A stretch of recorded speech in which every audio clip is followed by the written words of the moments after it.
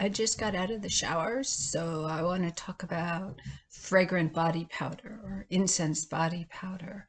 This is a thing in the old Chinese books. I have a Ming Dynasty recipe from a Nourishing Life book that talks about first bathing in certain herbs and then applying this fragrant powder to prevent dampness in the various areas, the creases of the body and stuff like that, or the underarms. So to prevent dampness and to prevent body odor, and also to make the person smell good.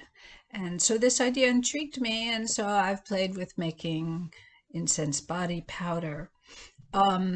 The recipe that I have uses millet powder. So millet is this grain, it's in birdseed, the little round things. I ground it up in my herb grinder and sifted it. And so I have a jar of millet powder, but it also tells us we can substitute gugun powder because that also dries dampness and so forth.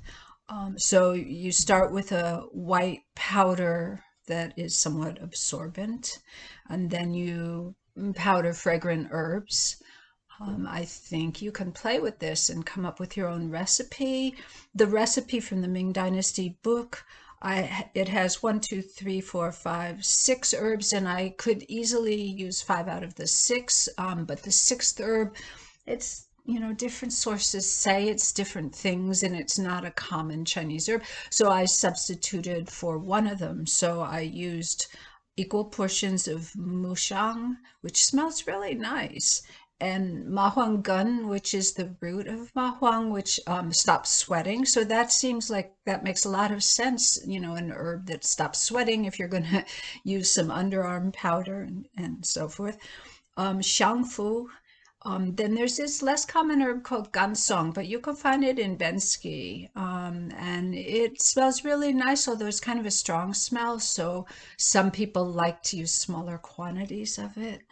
Gansong is frequently paired with xuanshen, scrophularia, and in incense recipes. It's used a lot in incense recipes, and I never thought of xuanshen as being fragrant, but maybe it moderates the intensity of gansong's aroma. And so I put xuanshen in. That's the one herb I substituted for something called Ling Ling Xiang, which is not clear to me what it is, because, as I said, different sources use different Latin names for it. And then Huoxiang, which also you want to be careful of because it's patchouli. It can have a very strong scent. So you grind up those herbs, you sift them, and then you have a fragrant powder, and then you mix it with the millet powder. So I have a jar of this incense powder that I made, and it smells really nice, and it's diluted. The millet powder also dilutes the intensity of the odor. Then you can spoon it into little cloth bags, and you want the cloth bags, like tea bags. You can buy these like cloth reusable tea bags. You want it to be somewhat porous so that powder can come out. And so there is some powder in the bottom of this tin. I suggest keeping it in a tin or a Ziploc because you don't want the aroma to disperse over time, and you also will have some powder come out.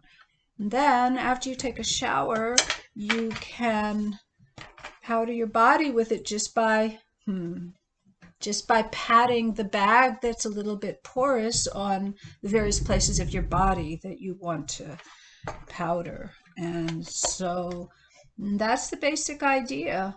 Another way you could do it is have a little container with the powder and, a cotton ball. And so I could just take the cotton ball with the powder on it and powder my body, or some kind of puff or something like that. So I like the fragrance. I don't like fragrance that's too flowery, and this is all woody and spicy, and so to me, I really like it. Finally, what I'd like to say is there's also Japanese fragrant body powder, and it's a little bit different because it's not diluted with the millet powder or something like that. You can buy it from the brands, am I saying this correctly? Shiseido and Baedo, which are two incense companies, and they have a number of types from the low price of, at least in the past when I researched it, $5.95 for 14 grams up to $19.95 for 14 grams, depending on the recipe. They have things in it like cinnamon. They're listing it in the English. I haven't found like the Chinese for it. I should go look. Or the Japanese. They list cinnamon and camphor and sandalwood and cloves, and another blend has some patchouli in it and some star anise. Those are some of the things that are in it. So you can buy, packages of this with, it's a relatively small amount, but you're not powdering your whole body. These are actually to be applied to a place where there's like a pulse, like the wrist or the neck, and the heat of that area kind of activates the aroma, but it's only, a small amount and a stronger aroma since it's not diluted. Or you can apply this to acupuncture points. And so there's that. You can also buy from these, Japanese incense companies that I mentioned before, like a little application thing for this incense powder. It's carved of wood. It has, it's a traditional kind of thing. You could, attach it to your clothes or something. It has like one place you can unscrew it to put the powder in, but when you want to apply it, it has this other little, I guess I'm wearing black, so it's hard to see. There goes my cat.